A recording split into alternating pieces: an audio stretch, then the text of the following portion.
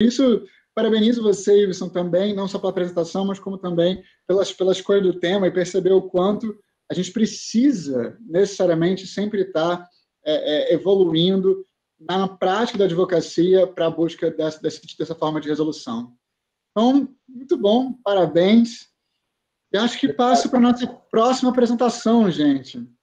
Agora eu vou para a dona Lidiane. Lidiane está esperando por esse momento há semanas. Foi sua foto, hein? Oi? A foto. Só no final. Eu vou tirar o final de todo mundo junto, todo mundo já vai estar com um sorriso no rosto, não vai estar nervoso, já vai estar satisfeito. Vai ficar uma foto mais leve. Meu coração muito bem. Ó a torcida da Lidiane aí já no chat. Meu coração está aqui, ó.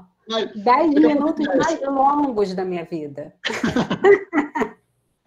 Lidiane, desde que abriu a inscrição, já estava comigo conversando por Instagram, querendo saber, querendo o resultado da inscrição, assistiu ontem. Então, e o tema da Lidiane é super interessante, ela vai falar sobre a avaliação da palavra da vítima da mulher como meio de prova nos crimes praticados sob o aspecto da Lei Maria da Penha. Então, Maria da Penha é outro dos elementos que a gente tem muita discussão aqui na Uniswan, e também, assim como o tema da Gabriele, né, também é muito frequente a gente discutir, e perceber que a gente sempre na Uniswan vai estar recebendo bem esses temas. A gente não é uma questão aqui de temas repetidos, não é uma questão toda na mínima para isso, gente. O ponto é que, para você selecionar um tema, o tema tem que ter relevância. E o tema de Maria da Penha, o tema de violência contra a mulher, infelizmente, no Brasil, continua sendo extraordinariamente relevante, porque a realidade é essa, ainda mais no contexto de pandemia, onde a violência doméstica cresceu muito no Brasil, as pessoas estão mais presas em casa, então, a violência contra a mulher é contra a mulher, a violência doméstica é contra a mulher, né? Então, a gente vê cada vez mais o casal estressado, todos estamos estressados, todos estamos nervosos, isso leva ao aumento da violência. Então, por isso, é extremamente importante, por isso eu fico muito feliz de ter esse tema aqui na apresentação, e seu orientador, Marcelo Branco, sem sombra de dúvida, Marcelo Branco nunca orientou TCC durante a minha coordenação, como coordenador do TCC. Nesse semestre, a gente precisou dele, porque teve um curso de direito penal. O pessoal da Uniswan é do crime, gente. O pessoal gosta do crime na Uniswan. Então, e muito! Não, eu gosto de previdenciário também. Eu era apaixonada por previdenciário, só que a gente só vê uma vez na faculdade. Pois é. Eu falei até para a Rita que eu ia repetir a matéria dela para poder fazer de novo. Gente, a Rita dá palestra, dá curso previdenciário, vão ficar ligados isso aí, ué. Mas então, tô falando demais, gente. O pessoal gosta de falar, eu quero ouvir Lidiane, isso sim. Lidia, você vai arrasar, a gente sabe. Olha, antes de você começar, o tamanho da torcida que já está aqui. Eu não quero nem olhar, não quero nem olhar agora. Vou olhar depois. Então, depois você olha. Começa o relógio aqui dos seus 10 minutos, manda ver, toma na torcida. Todos seus, Lidiane. Boa tarde a todos. No meu trabalho, na verdade, o tema escolhido é da Lei Maria da Penha, mas, na verdade, assim, é um pouco diferente, né? Ele, na verdade, foi bem difícil achar relatos, né? É um tema delicado e um pouco polêmico. Eu escolhi esse tema porque eu acredito ser de grande valia, de grande importância no meio jurídico, onde aborda a parte da vitimologia das pessoas que vêm ou não a sofrer a violência doméstica. O meu objetivo a se discutir, né, sobre esse assunto foi abordar o número de pessoas que realmente são vítimas da Lei Maria da Penha e de pessoas que se aproveitam da lei para se vitimizar. Mulheres que usam a força de suas palavras pela lei.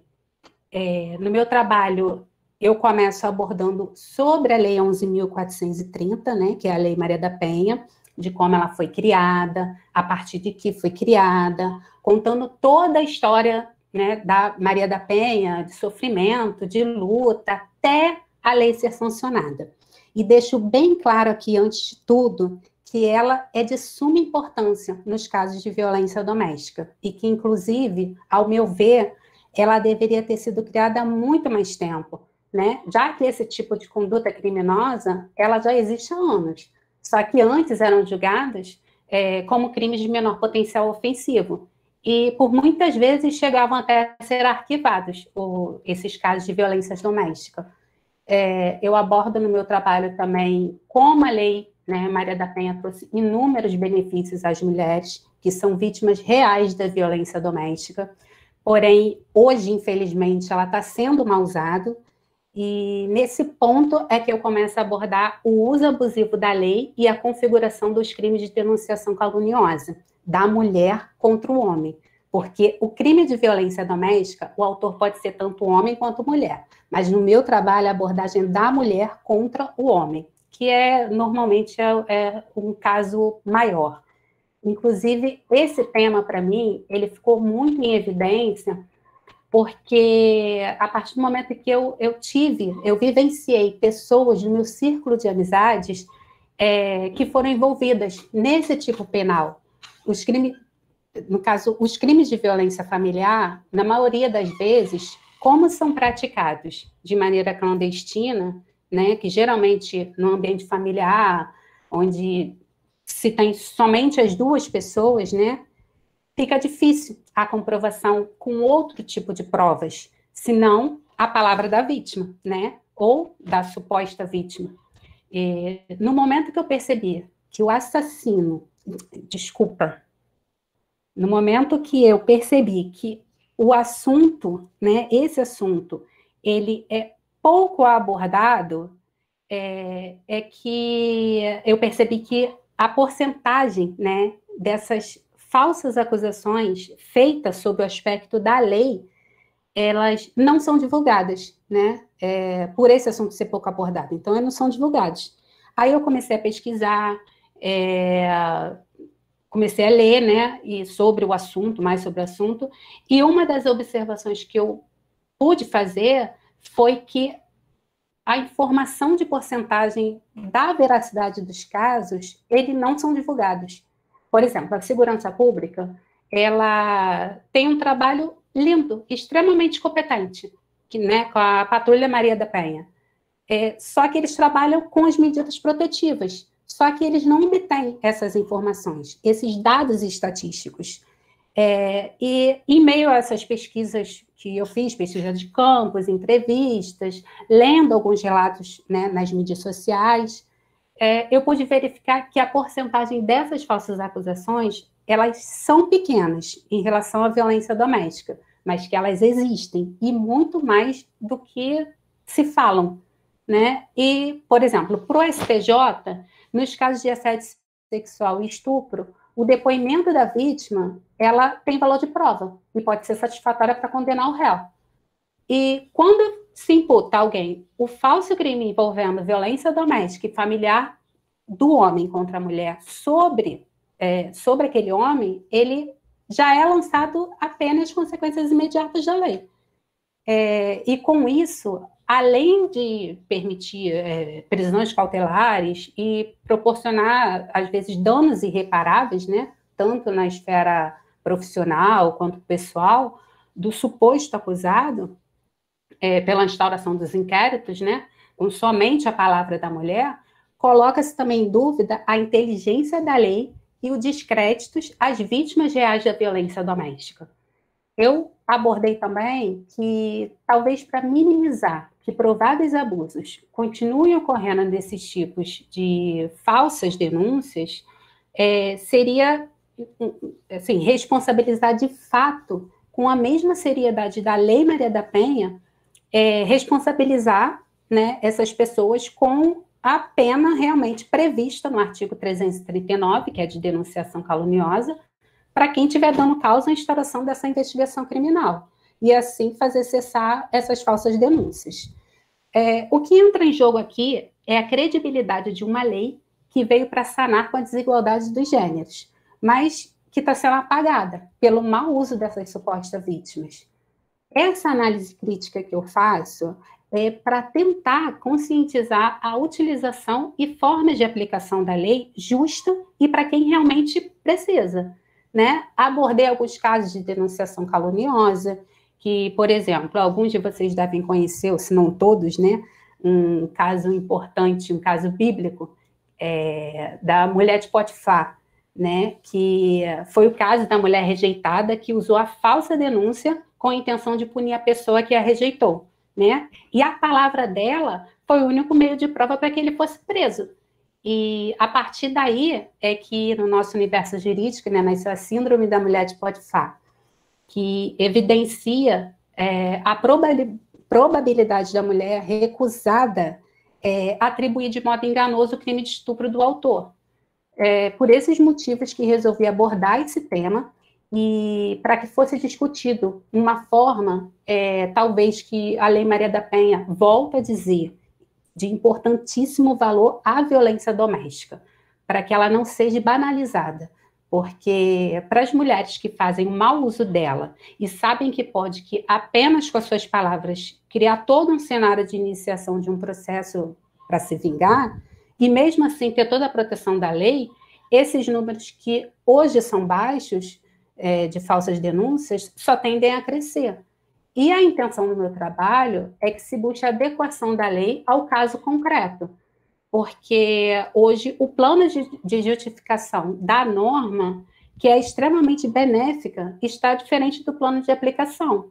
E porque o direito, ele não pode calar um indivíduo em detrimento de outro. Então, seria talvez mais viável a adaptação da lei somente para as mulheres, para a proteção do ambiente familiar, porque a mulher nem sempre é a única vítima, embora pouco ou quase nunca se discuta a respeito disso. E diante dessas falsas acusações, acaba colocando descrédito, né, nas mulheres que realmente precisam de toda essa proteção. Então, essa a intenção do meu trabalho, né, de conscientizar, né, fica aí essa reflexão. E, enfim, é isso. Eu quero agradecer ao professor Bruno e a todos os envolvidos pela iniciativa desse projeto, que nos proporcionou, né, nesse período tão delicado, a oportunidade de apresentarmos o nosso trabalho. Aos meus orientadores, que eu tive dois, um oficial, que foi o Marcelo Branco, que me deu toda a base de como começar minha pesquisa, onde pesquisar, o que pesquisar, e o professor Alfredo, que seria injusto eu não citá-lo, porque ele me ajudou muito. Quando o Marcelo não podia me atender, ele me atendia 10 horas da noite, final de semana, enchia o saco dele, coitado. E um amigo meu, o Rômulo Cruz, que me deu todas as dicas, experiências, né, de TCC na Uniswan, que ele fez também, Direito na Uniswan, e a todos os meus convidados presentes que acreditaram em mim até aqui, e a todos os alunos que se dispuseram do seu tempo para assistir. Tenham todos uma boa tarde e obrigada pela atenção. Maravilhoso, Lidiane. Desculpa, a gente passou uma moto aqui bem na hora. Não sei se atrapalhou. Mas seu tema, nossa, tem muita coisa para conversar, né? Aliás, parabéns por ter conseguido apresentar em 9 minutos, assim, você foi bem objetiva e de forma, inclusive, aguça a nossa curiosidade de até ler o teu trabalho, sabe? De parar e pensar. Você apontou os elementos que você discutiu, né? Sim. Dá vontade de querer falar sobre eles. Eu vou querer comentar mas é muito pouco, 10 minutos, 30 páginas. No início eu falei assim, nossa, é muita coisa. Não deu nem para o começo, nem para o que eu queria. Pois é, sei como é. Muita coisa. Nos comentários, mas o Eladio levantou a mão primeiro, então passa para ele fazer umas ponderações dele, depois eu vou querer falar um pouquinho também. Boa tarde, Lidiane, boa tarde a todos, tudo bem? Primeiro, estou zangado com você porque você não quis fazer tema trabalhista. Para começar. Eu e a Rita aqui, estamos lá. Sabe o que aconteceu comigo? Todo mundo fala assim, os alunos de direito, eles se apaixonam por penal e casam com civil. Comigo foi ao contrário. Eu casei com civil, eu me apaixonei por civil e casei com penal. Na verdade, estou casando com penal, que eu estou amando. Não, tá bom. Ó, primeiro, parabéns. O seu tema, eu não sou da área, mas para mim é bem original. Você fez o inverso do que geralmente você quer estudado, né? Você fez, pelo que eu entendi que você falou, muita coisa, o que leva à motivação, às vezes, dessas denúncias caluniosas, e às vezes o revanchismo da mulher com o homem, dá aquele como por um exemplo, né? Então, assim, eu gostei bastante do seu tema. Eu queria te fazer uma pergunta sobre o que você apresentou. Em relação da palavra da mulher, no qual, pelo que eu entendi, ela se sobressai ao argumento do homem. Como você falou, que às vezes ela vai lá e o companheiro, a companheira, acaba sendo preso por causa daquele fato único da palavra de uma só pessoa. A minha pergunta é: o que deve fazer aquela pessoa que está sendo injustamente, por uma denunciação caluniosa, fazer nesse momento? Então, ela precisa denunciar também. Só que nem sempre acontece isso, porque normalmente a mulher é mais fraca, a mulher é a coitada, o homem que bate, o homem que faz isso, Então, assim, dificilmente. Eu tenho casos, eu vivenciei realmente casos assim de amigos que já aconteceu 2 vezes, da mulher denunciar ele da Lei Maria da Penha e não ter acontecido nada. Só que o cara, tipo, continua casado. Aí é sem vergonha dele, mas continua casado. Mas ele não foi lá. Eu falei, por que você não denuncia? Ah, não, tá maluco, vou denunciar. Ela nem aguenta. E ela vai ter problemas psicológicos. Entendeu? Então, assim, ele deveria denunciar também, né? Só que isso muitas das vezes não acontece. E com a força da Lei Maria da Penha, que faz com que a mulher tenha força, né, de voz, é muito fácil. Não quero descredibilizar as mulheres, porque isso assim, foi uma coisa que eu fiquei muito preocupada. Falei, eu não quero descredibilizar a lei, não quero dizer que as mulheres, todas as mulheres, né, não são vítimas e tal. Isso aí eu me preocupei bastante. Mas, infelizmente, acontece porque eu tive esses casos no meu ambiente, né, até mesmo no meu ambiente de amizade. A pergunta era só essa. Mais uma vez, parabéns. Gostei Obrigada. Muito. Gostei demais mesmo, apesar de não ser na minha área, mas é um tema que está na vida de todo mundo. Pode acontecer comigo, pode acontecer com um vizinho. É uma coisa bem empírica na vida de cada um. Mas parabéns. Obrigada. Mas parabéns mesmo. Nada. Obrigada. Muito bem. Passo para a Rita, então, que também está querendo... Professor, a gente gosta de pesquisa, gosta de tema, a gente quer falar. Manda ver, Rita. Você está no mudo, Rita. Está mudo. Você está no mudo, recomeça. Rita, acho que Rita também, ela está no mudo e também não está nos ouvindo. Perdão. Quero primeiro dar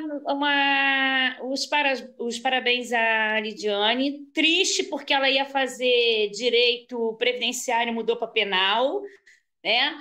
Mas, assim, no trabalho dela, eu observei, assim, que é um tema muito difícil até de você discutir, né? Porque a gente fala a Lei da Maria da Penha, vem até só a presença da mulher, né? Fazer a denúncia.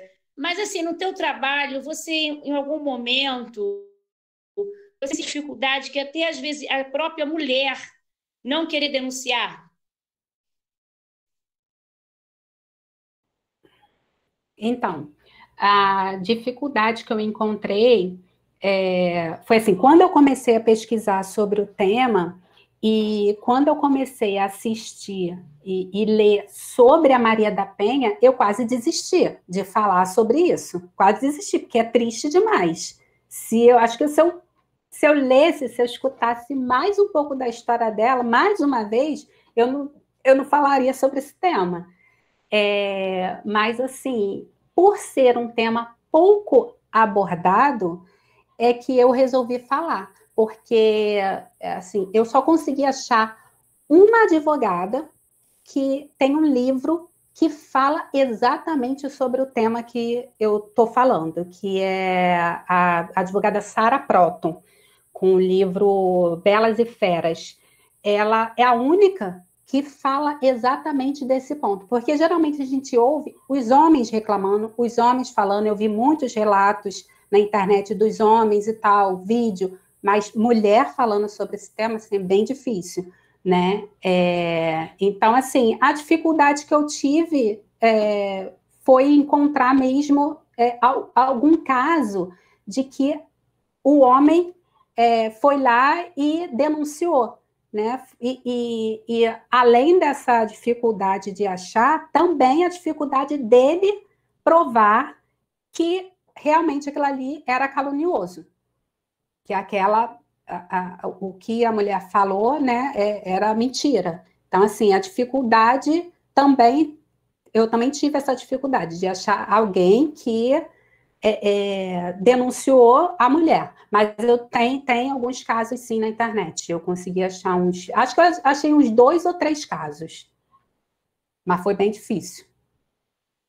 Obrigada. E mais uma vez, parabéns. Adorei a tua apresentação. Obrigada. Muito bem, Lidiane. Gente, acabou que a gente formou uma banca de TCC para a Lidiane, aparentemente. E ninguém eu que estava super nervosa com esse negócio de perguntas, fui a única que tive perguntas. Mas, ó, eu tinha avisado que ia te fazer a pergunta. Eu lá de ver aqui no WhatsApp, eu vou te perguntar. Eu falei, não faz isso não, tô nervosa. Ninguém mandou você escolher um tema que interessou a gente. Polêmico. A escolha foi sua. Olha só, gente. Né? Eu não vou aprofundar, não vou fazer pergunta, até porque a gente tem ainda as outras impressões e tal. Eu só queria comentar, gente, dois momentos que a Lidiane falou isso que são importantes.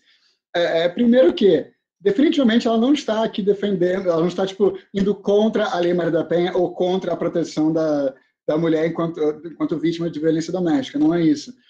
Mas é abordar um aspecto que existe. Acho que quando a gente fala de qualquer ação afirmativa no nosso sistema, a gente tem que saber que vai existir alguma forma de fraude a uma ação afirmativa, vai existir, quando a gente fala de cotas, por exemplo, vai existir, quando a gente fala de, agora, o auxílio da pandemia, vai existir alguma forma de violação ali existente. Não deveria existir, não deveria, é claro, mas a gente sempre tem que ter esse cuidado. Então, é importante saber que a gente está explorando esse aspecto da lei que corre à sombra do direito muitas vezes. Então, jogar a luz para isso é muito interessante. Não só isso, Lidiane, já que você agora está casando com o penal, não sei se você abordou isso na tua pesquisa, nem é o foco da tua pesquisa, mas é interessante começar a pensar sobre as teorias que existem e os vários diálogos que existem no direito penal sobre o alargamento aqui da Maria da Penha. Eu já orientei TCC 1 ou 2 vezes sobre a aplicação da Lei Maria da Penha a mulheres transexuais, o que é mais que pacífico, que é possível. Uma curiosidade, muitos não sabem, a Lei Maria da Penha foi a primeira lei no direito brasileiro que considerou a relação homoafetiva. Quando ela fala que a mulher, e é sempre mulher vítima, né, na Lei Maria da Penha, fala que é a mulher, inclusive num relacionamento com outra mulher. Vou deixar claro que a mulher pode ser agressora. Primeira vez isso acontece, mas sempre a mulher como vítima. Não tem aqui uma ideia do homem numa relação homoafetiva ser a vítima também. Mas, enfim, é uma exploração interessante teórica e robusta que já existe. Você pode partir para outra pesquisa em outro momento. Finalizo aqui os nossos comentários e o pessoal pedindo aprovação imediata. Gente, só para vou dizer, o Guilherme é meu orientador no semestre que vem, tá? Então, toda essa pressão que ele está fazendo aqui agora, quero depois todo mundo fazendo junto para cima dele no semestre que vem, tá? Só para deixar claro, já está avisado. O Guilherme vai falar sobre um dos temas que eu mais amo, que é direito e religião. Já adoro orientar sua vida. Eu amo esse tema. Então, só dizer que estou jogando a pressão em cima dele para o semestre que vem também, tá? Bruno, só uma correção para você. Vamos aumentar esse tempo. Gente, mas eu vou te falar, Rita. Vamos aumentar o tempo. Rita, é o que eu estou vendo, porque não dá, não. Eu treinei falar assim várias vezes para poder. Aí eu fui encurtando, até conseguir chegar aos 10 minutos, porque tá difícil. Acompanha a relatora Rita. Está há pouco tempo. A gente, não, essa é a primeira vez que a gente participa. Então, eu já estou pensando em várias coisas. Estou pensando já de talvez a gente ter debatedores oficiais. Estou com várias ideias já, gente. Mas vamos ver para o semestre que vem. Na esperança, inclusive, do evento ser presencial semestre que vem, veremos. Dona Luana está aí.